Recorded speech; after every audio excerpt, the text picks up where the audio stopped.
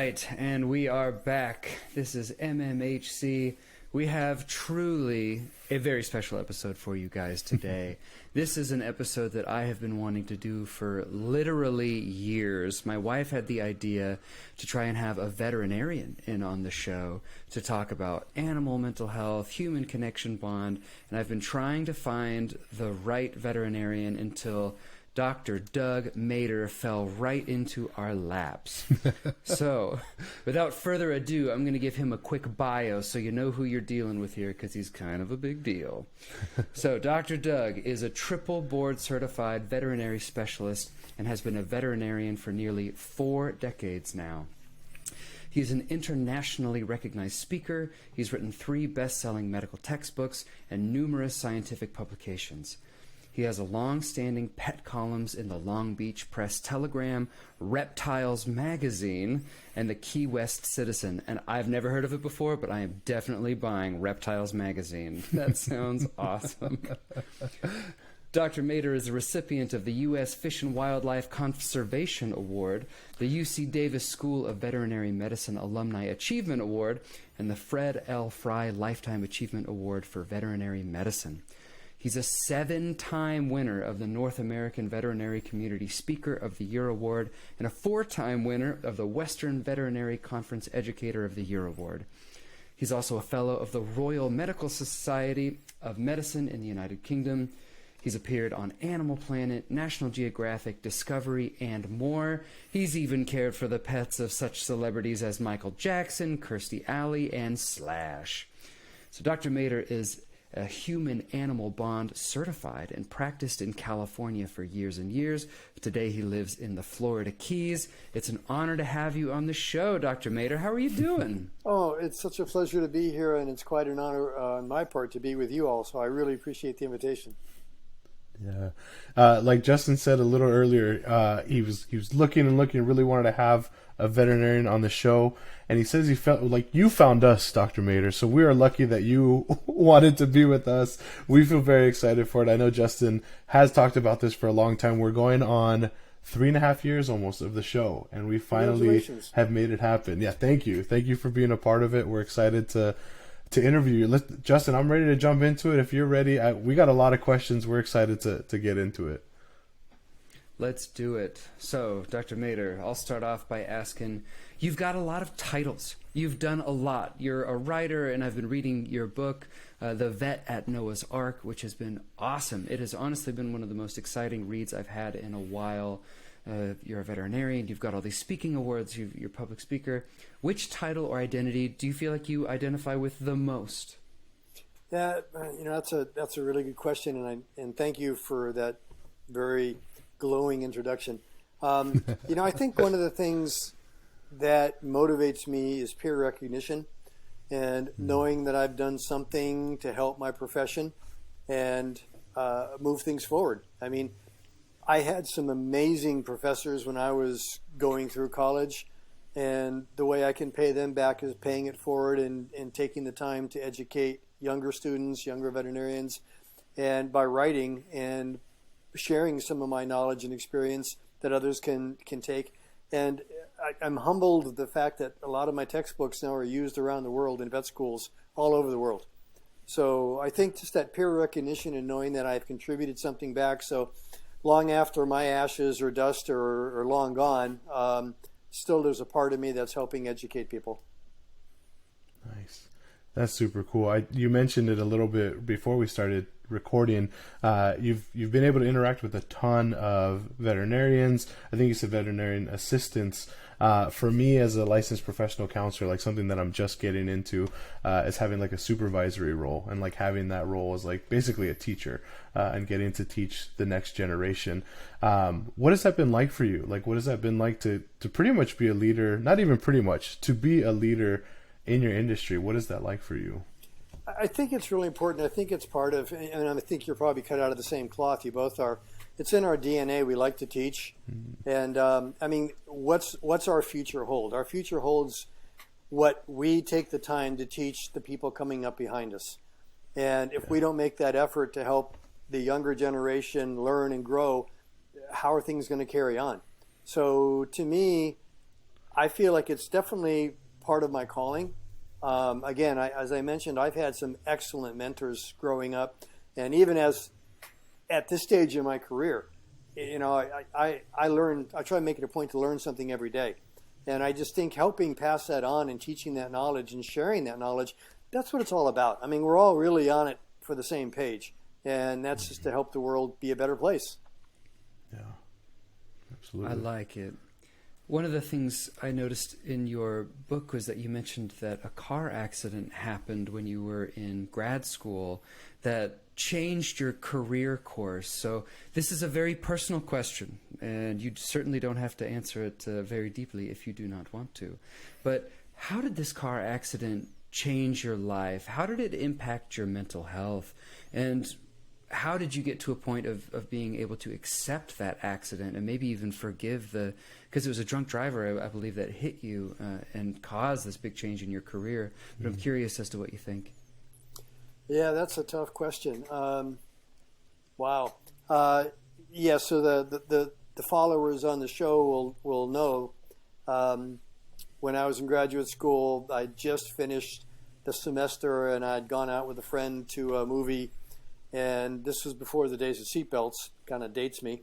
And we were coming home from the movie, and I jokingly said, "Put on your seatbelt." And she said, "No, I hate seatbelts." And I said, "Well, this time of night, it was a Saturday night." I said, "There's a lot of drunk people on the road."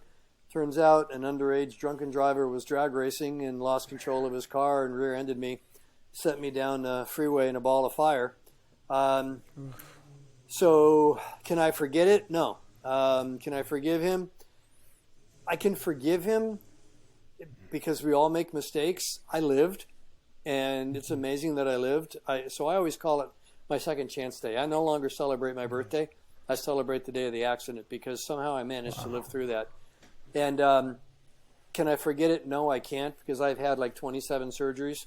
I've had 4 neck surgeries, 3 back surgeries. I've probably got 4 or 5 feet of scars on my body. And so every morning when I wake up, every time I look in the mirror, how you can't forget something like that. Do I accept it? Yeah, that's the cards I was dealt. I'm still here. I'm still writing books. I'm still teaching. I'm talking to you. What better, life is good. I can't complain, Yeah. I really can't. Yeah. Thank you for sharing that. I think anytime we have a guest on, it's almost pre-planned. We always get on some topic that's pretty personal and it's a pretty deep dive. So anytime anyone shares anything personal like that, we really appreciate it. Maybe it is because we're mental health professionals, but we do truly appreciate it. So thank you, Dr. Doug. You're welcome. And everybody has their battles, and battles are very personal. I look at my struggles, and sometimes I feel sorry for myself, and then one of my dearest friends, I just went to visit him in the hospital last night, and he's got cancer. So, Jesus, who am I to complain, right? Yeah. So I hurt. So I've got scars. My friend's battling cancer. So, like I said, it's all very personal, and you have to keep things in perspective and try and find that silver lining on the cloud. There's a reason that I live. There's a reason that higher power has kept me around, and that's what I'm trying to focus on. Yeah. I mean, you said it too. You celebrate the day that you've been able to survive from the accident instead of your birthday, and it sounds like you've been really able to make the most of the second chance that you said you've had. So I think that's really cool. And again, thank you for sharing that with us.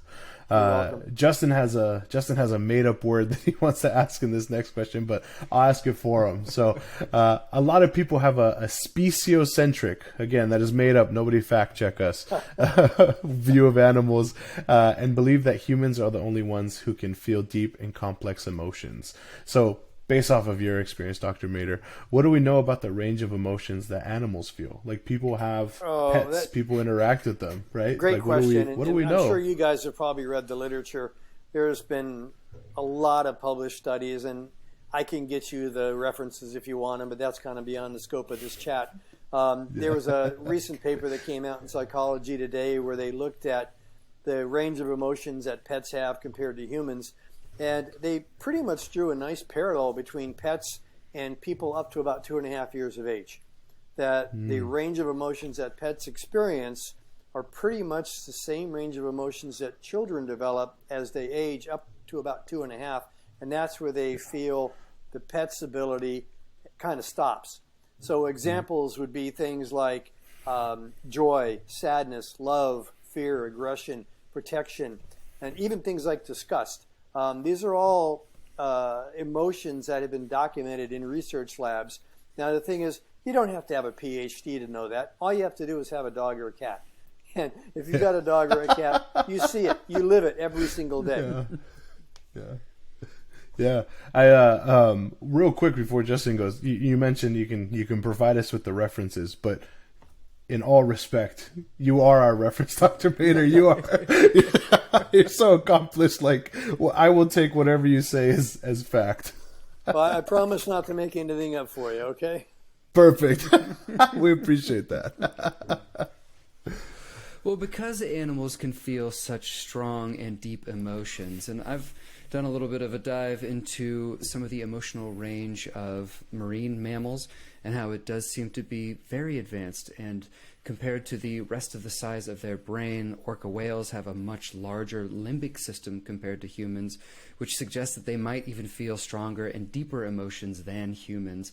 And so with the speciocentric word, just feeling that humans, they're obviously the best. They do everything the best. But I think there's so many things in this world that we need to give credit to the animal kingdom for. I mean, I guess technically we are in the animal kingdom too. But how have you noticed that animals experience mental health problems? Because it seems like they do experience emotions, but mental health. Let's throw a little bit of science. You know, you like fancy words, so I'm going to share one with you, and I'm sure you both are familiar with it. It's a German word called Umwelt, and literal translation means the world as perceived. So the Umwelt for you and I versus my dog or my cat sitting on the bed watching me talk is we experience the same world, but we see it differently. Just like looking at fireworks from an adult's eyes versus fireworks from a child's eye. So it's the world as perceived. So we may experience something with our dog, and the way we perceive that could be totally different than the way the dog perceives it. But what do? We tend to cast our feelings and our emotions onto the dog. So like we look at the other dog or the puppy and we say, oh, how cute it is. Yet the dog that we're sitting next to may look at the other dog or the other puppy and say, oh, there's competition. So the perception is completely different depending on who's the one doing the perceiving. So your question was, how do we know that they feel fear or they feel emotions? Again, you don't have to have a PhD or go into a lab to see this. All you have to do is watch the dog or cat or horse. You can pick the animal. And you've heard of the dog whisperer and the horse whisperer. Once you're familiar with that animal, and people are very familiar with their own pets, and they had that tacit communication. Yes, it's, okay, Spot, sit. Spot, bark. Spot, lay down. But there's more to it than that. You watch their eyes. You watch their ears. You watch the curl of their lips. You watch the hair on their back. You watch the way they twitch or react when you talk to them. All of that is a really powerful tacit communication in a language that you have developed with that pet. And so to answer your question, how do you know they're feeling emotion? You pick up the box of dog bones and you shake it, and they run over, they're excited, they wag their tail, their eyes get big, their ears get erect. You pick up the box of dog bones, you shake it, and there's no sound. Well, the dogs have learned that the sound means they're getting a treat. They also know that if you shake it and there's no sound, you can see it in their body language immediately, and that they're analyzing it going, he's got the box, but it's quiet. That means I'm not going to get a treat. So again, you don't need that PhD or master's degree to be able to read the body language. I heard a great saying one time, and this is something that I was taught as a student, and I've always shared this, and that is, even the dumbest person can understand body language.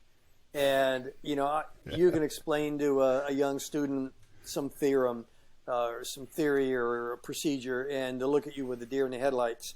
But if you give them one of these things or they know right away what you're saying without saying a word. Yeah. I almost felt a reaction when you crossed your arms, like, oh, shoot, Dr. Bader's mad at us. No, I wanted to ask, so I know I mean, all the points you made were great, but like, I think of like, like examples of like my friends where like they're with their dog and they're like, oh, they feel this certain way, or like, oh, he's anxious right now, or he's upset. And sometimes, like for a while before I really paid attention, I would be like, how do you know that? So I think your points are great of like, you know, your pet, you interact with them, you can build kind of like that language and relationship with them. I wanted to ask specifically about terms like anxiety or maybe even like depression when it comes to like pets or animals. Is that something like in the veterinarian world like that those are used, or are they Absolutely. different terms? They're used all the time. First off, let me just point out there is an actual veterinary board specialty in behavior.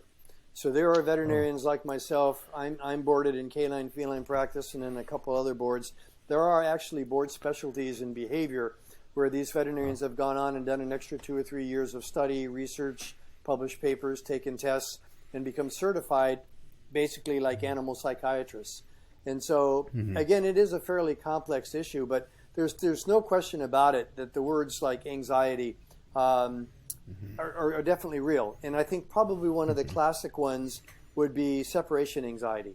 And there are several species, actually, believe it or not, one that you wouldn't expect, like the German Shepherd, Cocker Spaniel, Toy Poodles, Whippets, Italian Greyhounds. They suffer from something called separation anxiety. And they get so bonded with their owners that when the owner runs to the store or runs to work, leaves the pet at home, they go through these anxieties like mom and dad are never coming back. Some of them, the manifestation may be as simple as they curl up under the bed and whimper. Some of them, they get so anxious that they destruct, they'll chew a couch, or they'll eat up the shoes, or they'll damage the blinds. And then some of them get really extreme and they can actually injure themselves, just like people. Yeah. Wow. That's good to know. I knew a Cocker Spaniel once that had terrible separation anxiety and would just scream and cry when people left the house. And I always felt so bad. But eventually they put that dog on Prozac, on fluoxetine.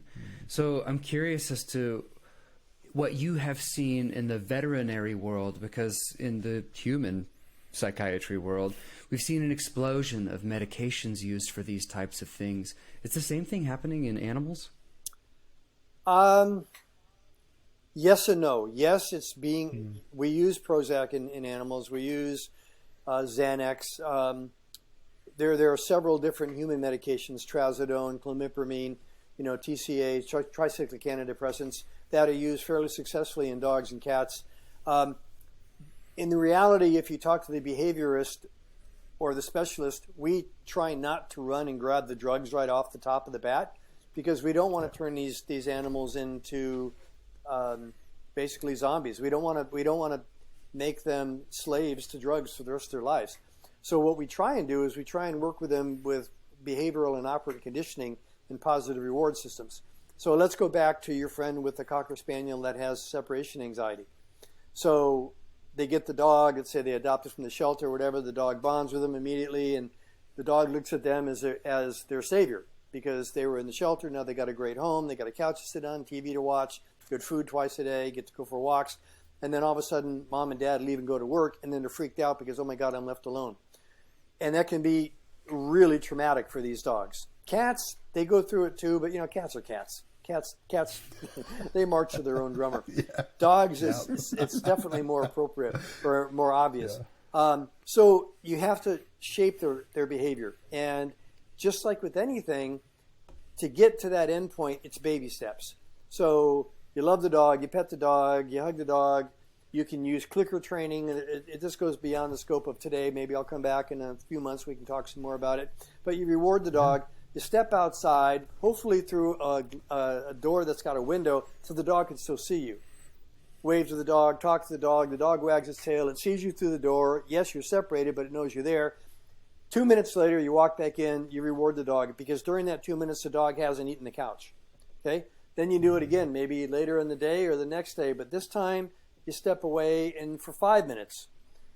And then you step away, and then you step away from the window so they don't see you, but you can talk to them so they can hear you. So it's called shaping of the behavior. And that's how they get animals like a dolphin to jump through a hoop 20 feet in the air. A dolphin's not naturally going to do that, but by shaping their behavior with positive rewards, little teeny steps at a time, you can get pretty much any animal to do anything as long as they're getting a positive reward out of it.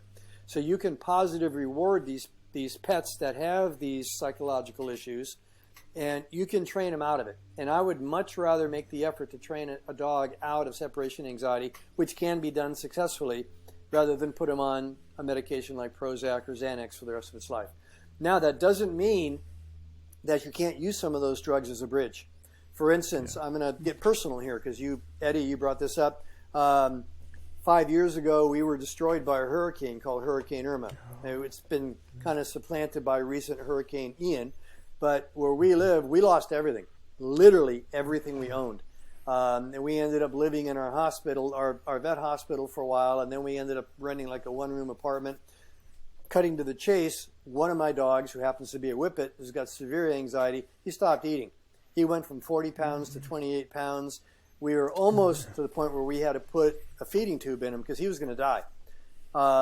So I ended up starting him on some Xanax, and just to kind of take away that anxiety and chill him out a little bit, and then lots of positive rewards. I mean, I took him to work with me every day. Well, he pretty much lived at work with me every day. But I just kept him involved in my life as much as possible, so even though everything else he knew, his yard was gone, his house was gone, his bed was gone, I was still there.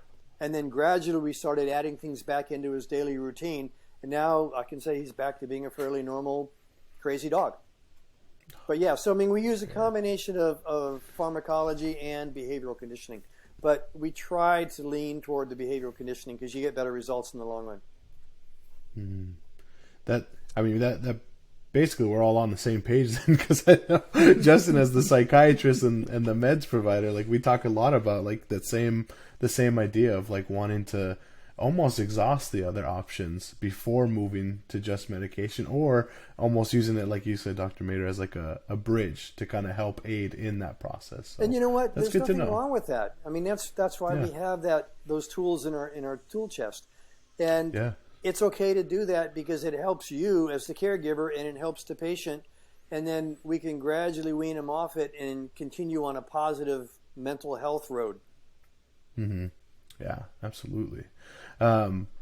We are coming up on like the 3 years of the world changing kind of forever. And because of all of that changing with COVID, there's been a lot of residual impacts that we've all seen. Justin and I would talk about it pretty much every time we hop on a call to record an episode, just changes we've seen and things that have, how our teens have been impacted. I was at a plant shop recently with Kevy, with my partner, Dr. Mader, and there was a dog there. There's two dogs there. One of the dogs, the owner was talking about how it was a COVID puppy. So they're still trying to get kind of acclimated to being around other dogs and maybe weren't used to it yet. I guess to bring that into a question, like how has COVID, how has all of over the last 3 years, how have you seen it impact the lives of pets and their mental health and just maybe overall behavior? Oh, it's been rough on everybody. Initially when everybody was stuck at home, the adoptions at the local shelters went sky high because everybody ran out and they were at home and they ran out and they adopted a cat or they adopted a dog. So that was a good thing. Having the animals around, animals are better than Xanax and they're better than Prozac, to me. And, there's so much positive that an animal brings to your life. And everybody going through the COVID situation, whether you were sick and you needed somebody next to you, or whether you just were stuck home and you needed somebody next to you, or you lost your job. It was interesting. A lot of people who lost their jobs couldn't afford to take care of their pets, but they still managed to find the time and the energy and the money to do that. Yeah. So the good news was that a lot of animals got adopted and got homed. The bad news was when COVID started to settle down and people started to go back to work. And for instance, my dog, and everything, they used to having me around all day long. Now all of a sudden, Dad's gone again. He's at work. Where did he go? I liked him when he was here and we were going for walks on the beach or watching TV or sitting on the couch. And so it kind of worked both ways. So now we're kind of at the other end of the bell curve. Whereas before the pets loved it because Mom and Dad were home all the time. Now the pets are going like, wow, they're gone. Where'd they go? Why'd they leave me? So it's been really interesting. And then of course, there's the sadness that goes with it too. And I'm sure you probably read the stories in places in China when COVID first broke out, and then you read about it on the internet and you hear all the stories about, oh, people are getting it from their dogs and their cats, and people were throwing their dogs and cats out the windows and killing them. And that truly wasn't the case. I don't know that there has ever been any proven cases of people getting it from a dog or a cat. We know that people can give it to dogs and cats and other animals. People have given it to zoo animals. There was a case recently in one of the big zoos, I won't mention the name, where they think a keeper actually got COVID from one of the cats that they were caring for him, and then they spread the COVID to some of their fellow keepers. So it's rare that it went in that direction. Usually it went in the direction from humans to animals. Yeah. Well, I can see that you've got such a love and compassion for animals, and I love that because it feels like in the world today, we just treat animals so terribly. In my opinion, I know this is like a little bit like asking you which is your favorite child, but what animals do you like working with the most, and what's most rewarding about it?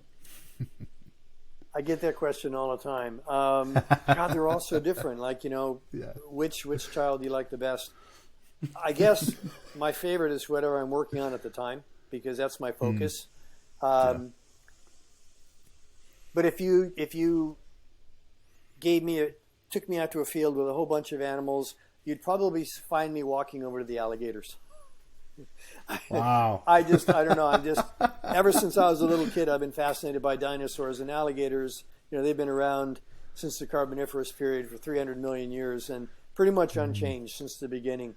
And considering, if you're watching the screen, their brain on a 300-pound animal is about the size of my tip of my finger. It's amazing the emotional response you can get out of them, because some of these facilities that I work with, I can walk up to a pond with 50 alligators in it, and there are certain gators that I've worked with like for 20, 25 years, and I can call Casper. Casper, the head will pick up, he'll look around, I'll call him again, and he'll just swim right over to me. So Wow. It's pretty impressive, the response you get from an animal that you think is just nothing but stupid. And they're not. Again, go back to that Umwelt. It's the world is perceived, right? So the way they perceive it and the way we perceive their behavior. Did you ever see that Far Side cartoon? It was many, many years ago. And it was a guy talking to his dog. And it says, one of the cartoons was what we say. And the guy's going, sit, Fido. And then the next one says what they hear. And it's just, blah, blah, blah, blah, blah. And then the next one is showing the dog. And the dog is barking. And it says, what does he say? And the dog is saying, I want to go for a walk. And then the next one shows the man. And what he hears woof, woof, woof, woof, woof. So it's all a perception, Mm-hmm. Yeah. If you could make the world change in any way in how we treat animals, what would you change? Oh man, I've seen such ugly stuff, I just wish people would respect animals. I mean, we got to start with people. People have to learn how to respect people. And if people respect people, people respect animals. And there have been so many studies that have shown that people that abuse people tend to abuse animals. And likewise, people that abuse animals also tend to abuse people.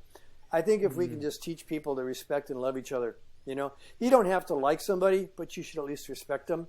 And, maybe you don't like dogs, but don't be disrespectful to the dog. Just accept the fact that he's there and you go both go your own ways. I think that's probably the most important thing.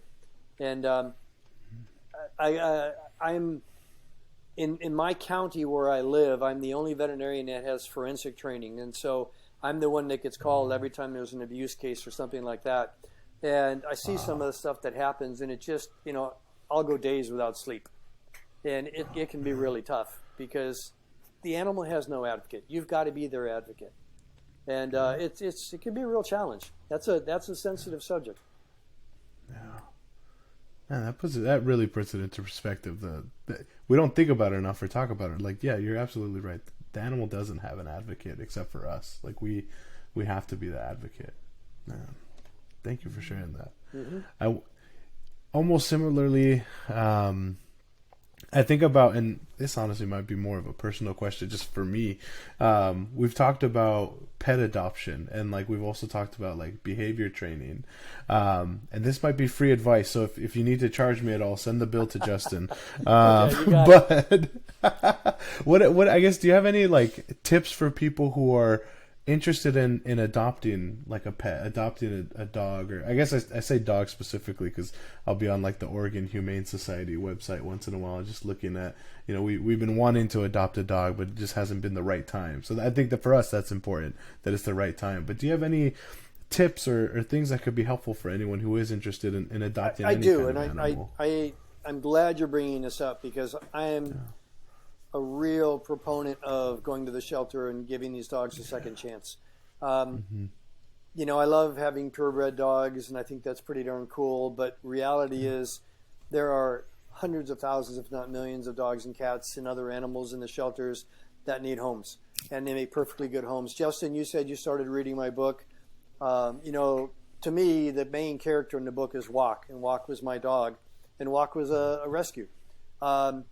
Best dog I've ever had, and no offense to my current dogs, and I hope they're not listening. I won't let them watch the podcast.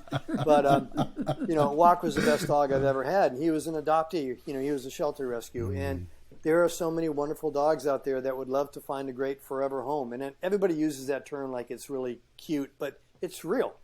And what I would recommend to you, and the way you brought it up was very good. Like, I would never tell you, hey, you need to go out and adopt a kid. It's not that simple. Adopting a pet is adopting a family member. Some animals live 10, 12 years. Some animals live a lot longer. I've got a bird that's 30, and she's going to outlive me. So I'm going to have to rehome her when I'm gone. Yeah. So maybe if you want one, let me know. I'll send it to you. But no, to get back to your point, and your point is very good. What tips do I have? If you're thinking about it, start volunteering at the local shelter. They always need help. They've got dozens of dogs over there, and they would love people to come by, put a leash on a dog, walk the dog around the block. You spend some quality time with the dog. You can talk to the dog, tell them about the crappy day you had. I guarantee you that dog will not criticize you or make you feel bad. It will make you feel like you are a superstar. And then that dog gets out of its cage, or out of its jail cell for an hour or two a day. So go over there, test drive a few dogs and cats, right? Like you test drive a car. You find one that's the right fit. You know what? Take it home and try it at home for a couple of days. Odds are you won't take it back. Yeah, absolutely. Oh, that warms my heart. The idea of a dog won't criticize me. You're absolutely right. Well, that's so cool. Since we're talking about mental health, I have to tell you, I have a pet frog. Yeah. His name is Kevin, and I don't sit on the couch and watch TV with him. I don't sit there and pet him. He lives in his cage on my desk, and he watches me write, gives me motivation. But I always talk to him. He always listens. It seems like he's always got some really good ideas. We have a tacit communication thing going back and forth. But, I take care of him every single day. I see him every single day. I talk to him every single day. And all the times that I've known him, and I did something that was bad. I'll admit this, and everybody can hear it. When the hurricane came, I evacuated with my dogs, my cats, my bird. I left Kevin at my hospital by himself. And so he had to ride out the storm all by himself. And I still, to this day, feel guilty about that, But he has never once criticized me for leaving him behind. Yeah. So, again, pets are amazing. They always have your back. And no matter how bad of a day you've had, they're there to support you. Yeah. And listen. Yeah. We've touched on it a couple of times, but I guess I want to ask specifically, since we have it written down as one of our questions. Like I said, we've touched on it. But I guess in your words, Dr. Mader, like, what do you think the role is that animals have in the treatment of human mental health? Well, professionally, there are three groups of animals. There's what they call service animals. They have what's called therapy animals, and they have mental health animals. A service animal would be like a seeing eye dog for the blind. That's pretty cut and dry. A therapy dog would be, for instance, you have an autistic child, or if you have a child that's gone through a traumatic experience and doesn't want to open up, or you maybe have a injured war veteran that is having trouble relating when they get back home to the United States, and you bring an animal in, and now you're bringing in this neutral animal that is actually nothing but positive, because these animals don't judge. Mm-hmm. They don't care that whatever it is that you've been through, they're there to support you and make you happy. So that would be a therapy dog. Then an emotional support dog, they're there basically just to offer the warm fuzzy. And that would be the one you see wearing the coats that maybe will get on an airplane with you. Although now that's no longer legal, and for many airlines don't allow it. Yeah. But so they do, just the presence alone helps support our emotional well-being in many different ways, be it physical, like a seeing eye dog, or being a mental support, or just being somebody to listen. And I can't stress enough how important that is. Because again, maybe they don't talk back and tell you whether you should get the blue dress or the red dress, but they listen to you. And then as you're talking to them, you talk it out loud, and then you hear yourself, and you can help yourself make decisions by having a sounding board. And these animals are great about that. Yeah. It's so true. Animals are such a great way, a great release, and such a positive energy and influence in your life. And to touch on what you said earlier, that you are forensic trained, which, man, that sounds intense and rough. I've gotten to do a little bit of child forensic psychiatry, and just having to hear what those children have to go through, that vicarious trauma you take on, but by just trying to understand what these kids, just these horrible situations that they have to go through.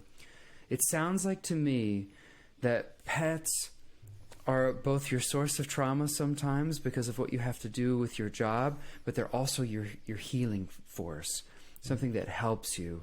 But I wanted to ask specifically, what do you do to deal with the weight of being a veterinarian? Because it seems like a heavy job. Oh, God. It's funny you bring that up today, because today was one of those days on a scale of 1 to 10. It was a 1. Started out with one animal that was attacked by another animal and shredded. And then I go to another case of a horse that was poisoned deliberately by a neighbor who didn't get along with another neighbor. And then eventually, like for instance, the dog that was shredded the owners it was so bad we had to put it down. And that's hard. And so that's difficult. And somebody once asked me, like, what's your favorite case that you remember? And God, in nearly 4 decades, I've treated thousands and thousands of cases, and I don't remember a lot of the positive cases. The ones that I remember are the ones that I lost. And those are the ones that you take home with you and that you lose sleep for several days over, and they always come back. And then somebody asks you a question, or you smell something that reminds you of the smell of the burning dog that you saw in the house or the car, and that kind of stuff comes back and haunts you. And I think whatever it is, whether it's the hurricane that destroys everything you own, whether it's a drunk driver that nearly killed you, or whether it's a child that's going through trauma or a pet that's been abused, I think it's important, and this is your expertise, not mine, but I think it's important that we surround ourselves with a support network. And it's nice to have that group of family and friends that you can talk to and know that they're there for you and you'll be there for them. You may never need them, but knowing that they're there, it's nice to know, because odds are at some point in your life you're going to have a bad day. And to know that there's somebody there that you can lean on, cry on their shoulder, it really makes a big difference. And likewise, it helps you if you're there to help them get through a rough time too. Does that answer your question? Absolutely. I appreciate it. Yeah. Dr. Mader, thank you for being with us on a day that you would categorize as a 1. We appreciate that a lot. I'll tell you, I was actually looking forward to this because I needed something positive. We all have these good days and bad days, and absolutely. Every day, nothing defines you. You have a bad day, that's not the rest of your life. It's a bad day. You have a good day, that's not the rest of your life. It's a good day. But you need the days to balance each other out so you can appreciate day to day. And, everything that went bad today, somehow I will turn that into a positive tomorrow. And that's the way you have to kind of approach it. Yeah. Oh, yeah. Your story reminded me of one of the first couple chapters in your book where you were describing the story of Mickey, the mouse. It was a school class mouse that was brought in, and you had done essentially a ton of work pro bono for this teacher in her classroom to try and save this mouse, and it ended up not going the way that you were hoping. And after you had put your heart and your soul and your finances and so much on the line for this mouse, your assistant had come in and knocked on the door and said, "The snakes are out of food. We need mice." Like, that irony in that book was just, that was what drew me into the book so much, because man, it's that balance. It's such a weird dichotomy of the things that you have to go through in your job. Yeah. Thank you for appreciating that. And it really is. And no disrespect to MDs, but there are days where as a veterinarian, I'll walk into a room and the first case I may have is somebody putting down their dog that has cancer that they've had for 17 years. You can't rush that. You can't hurry it through. Like, hey, I've got another appointment. Excuse me. Let's get this over with. You have to be there for them until they're ready. You walk out of the room, the receptionist hands you a chart and says, "Hey, Jane and John just got a new puppy." 5 feet away, you step into another room. Got to put on the happy face. "Oh, I'm excited for your puppy. This is great. You got all this to look forward to. Puppy school, new toys, blah, blah, blah." Then you walk into the next room and then you have somebody with a kitty cat with a broken leg 5 feet away and like, "Hey, I can fix this. I'm a trained orthopedic surgeon." "Well, I can't afford it. Just put him down." So the range of emotions that veterinarians go through, and that's one of the reasons that our profession sadly has such a high suicide rate, because you literally have to do this all day long. And where I do know that in some countries suicide is legal, it's not in this country here, but we basically as veterinarians, we have to play God and we put animals down often, quite a bit. And that to me will always be hands down the hardest part of my job. Even though I know, like that animal this morning that was so badly mauled, it wasn't salvageable. It was the proper thing to do. You never want to have to do that because you can't go back from it. In a perfect world, we all want to walk on water. In the real world, you don't always see the stones and you end up falling in. My mantra every morning when I wake up is, my goal is I want to do everything I can to promote the human-animal bond and keep it as alive as long as possible. And when I fail, I take it really personally. Man, I have to sit in silence for a little bit. The knowledge you're dropping today, Dr. Maida. Thank you for your wisdom. This is awesome. Well, I appreciate you all letting me have a chance, a platform to share it. I think a lot of people that get to know their veterinarian in a very myopic world, they know their veterinarian through their particular pet. They don't get to see all the other exam rooms that the veterinarian goes through on a day-to-day basis and how their emotions are basically a roller coaster. And allowing me to articulate that with you and your listeners and your viewers, I think it's good. It helps them understand.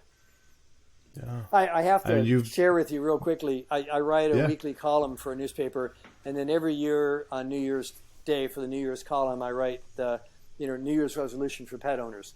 And I always end that column every single year, hug your veterinarian. Yes, I think we're going to adopt that as a official Millennial Mental Health channel. We stand behind that. Hug your veterinarian. I will say for sure you have changed my perspective and my thoughts related to veterinarians. That is so cool. Well, I thank you very much. Yeah. And you've worked with so many different veterinarians in your lifetime. I hope that hearing you be open and honest and vulnerable about talking about this stuff and how hard it really is encourages other people to speak, to maybe go get some therapy. What do you think? Because you've worked with so many people, you've probably got a decent sample size. Is this something that people talk about in the veterinary world? Is it something that people are willing to go get help for, or is there stigma?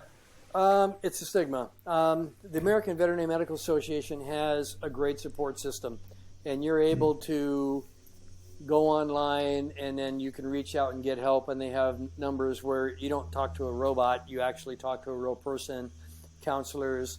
So there is definitely help out there for the veterinarians and everybody in the animal care team. I mean, people have this feeling that veterinarians are just in it for the money and we don't care about animals. Truly not the case, because if you look at the salaries that we make, it's certainly nowhere near in comparison to other professionals with the same amount of training. And it can be very mentally challenging. And so whether it's the receptionist at the front desk or an animal caretaker, an animal nurse, or a veterinarian, it can be extremely challenging. And so, yes, to answer your question, there are fortunately avenues out there. But I'm sure, as you've seen, because you deal with this is what you do, people are afraid to ask for help. Maybe it's a sign of weakness, or they're afraid to let people know that they need the help. And I think this is where the three of us getting together and talking about it helps people understand that it's okay. It's okay to raise your hand and say, hey, listen, I need some help. I know when I had my bad car accident after about the 10th or 11th surgery, I remember driving home from the hospital, finding out I had to have more surgery, aiming my car at the center divider on the freeway, thinking, okay, screw it, I'm not doing this anymore. And then some little angel or devil or whoever reached down and grabbed my steering wheel and straightened the car, and I kept on going. But there are certainly times when we all have those moments where you wonder, like, why? Why is it worth it? But it is. It is. You just have to get through it one moment at a time. Yeah. Well, I love it. I appreciate how open you've been, how honest you've been. I just get the sense in talking with you and reading with you that you love animals. You really genuinely, truly enjoy and love animals. I love animals and I love people. Refreshing. I don't mean to cut you off, but I mean, it's the whole package. Yeah. I like it. Well, we are getting towards the end of the episode. I just cut off Eddie there. Anything you wanted to add there?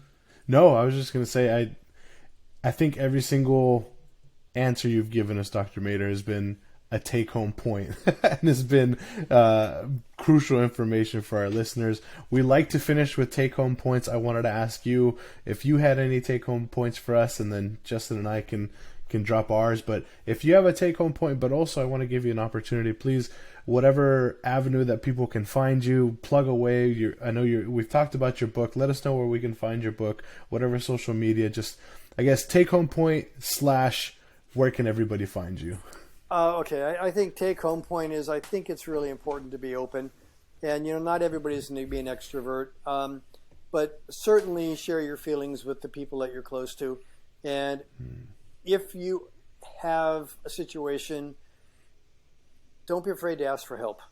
Okay? I mean, it's okay. And I mean, we all occasionally need help. I like to try and think of myself as a Superman.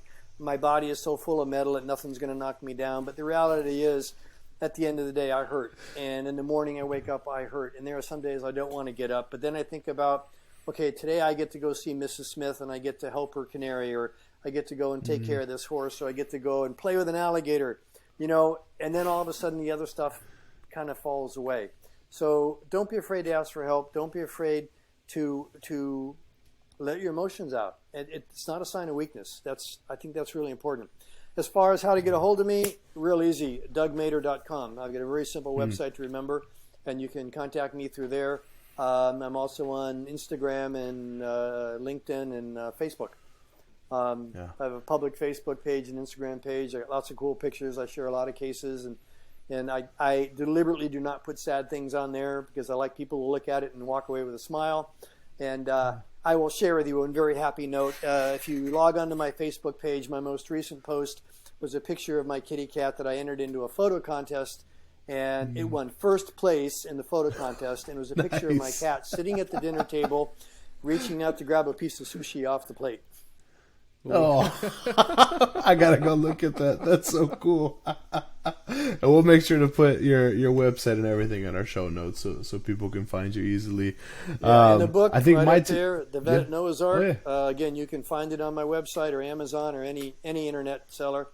And it really celebrates the human-animal bond. It's technically a memoir because I wrote it It's in the first person, but it's not about me. It's about a bunch of people in the inner city that really love animals, and it happened to take place during a really rough period in LA when the unrest surrounding the Rodney King riots. So you take away 1992, and sadly, it could be anywhere USA right now. And the human-animal bond is timeless. And if you like good animal stories, you'll love the book. Love it. My take-home point, I didn't know what I was going to use today, but I have one short one. Make sure you hug your veterinarian. I love it. What do you got for us, Justin?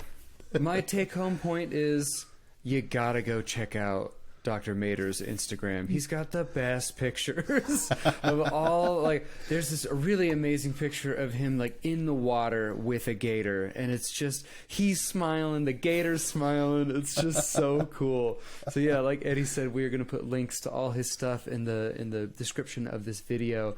We're excited that you were able to come on the show. It has been such an honor. You did an awesome job. We appreciate you so much being on with us. Thank you so much for the invitation. Maybe we can do this again down the road. You're a friend of the show now, so that's absolutely, we can do a part 2. I'll go ahead and sign us off. If you've made it this far, you probably know where to find us, but we'll remind you, we're available wherever you get your podcasts. On Spotify, feel free to leave us a 5-star review. On Apple Podcasts, you can leave us a comment as well as a 5-star review. On social media, TikTok, Instagram, and Twitter at Millennial MHC. I think you can also use that to find us on YouTube. I think I say that every single time, but I never confirm it. But you can just look up Millennial Mental Health Channel on YouTube. And as always, thank you all. But as always, take care of y'all mentals.